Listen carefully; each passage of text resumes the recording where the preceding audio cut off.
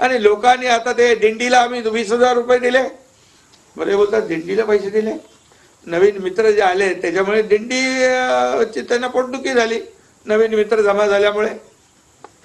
पण आता हे वारकरी संप्रदाय पायी चालत जातो, त्यांचं ते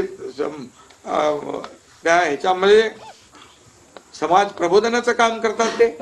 आणि त्यांना आम्ही 20,000 रुपये दिले. ते आतापर्यंत कधी दिले नाही, यावेळेस दिले. ती पोटदुखी झाली. आम्ही ज्या ज्या योजना करतोय त्या आता पुढे बघा, आता उद्या बजेट झाल्यावर काय काय बोलतील. त्यामुळे आम्ही तुम्हाला सांगतो, गेले 2 वर्षामध्ये केलेले जे काम आहे त्या कामाच्या जोरावर आणि आता येणाऱ्या अर्थसंकल्पामध्ये देखील आम्ही लोकांच्या हिताचे निर्णय घेणार आहोत. आणि घरी बसलेल्या लोकांना लोक मतदान नाही करत, फील्डवर उतरून काम करणाऱ्या लोकांनाच मतदान करतात. हे लोकसभेची निवडणूक हे आता त्यांनाही कळलेली आहे, एकदाच होतं, परत परत होत नाही. आणि आता होईल ते कामाच्या जोरावर होईल.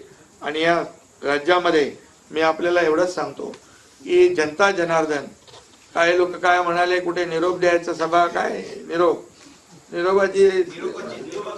निरोपाचं अधिवेशन आहे, तर निरोप द्यायला तर यायला पाहिजे का नाही सभागृह का फेसबुक लाईव्ह निरोप सांगणार म्हणजे.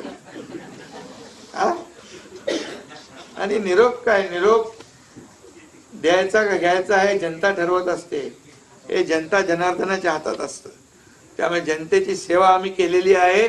आम्ही रस्त्यावरची माणसं आहोत, आम्ही रस्त्यावरचे कार्यकर्ते आहोत, जमिनीशी जुडलेले कार्यकर्ते आहोत. आणि म्हणून जेव्हा आपत्ती येते तेव्हा शेतकऱ्यांच्या शेतात आम्ही जातो, जिथे कुठे आपत्ती येते तिथे जातो, महापुरात जातो, घरात नाही बसत.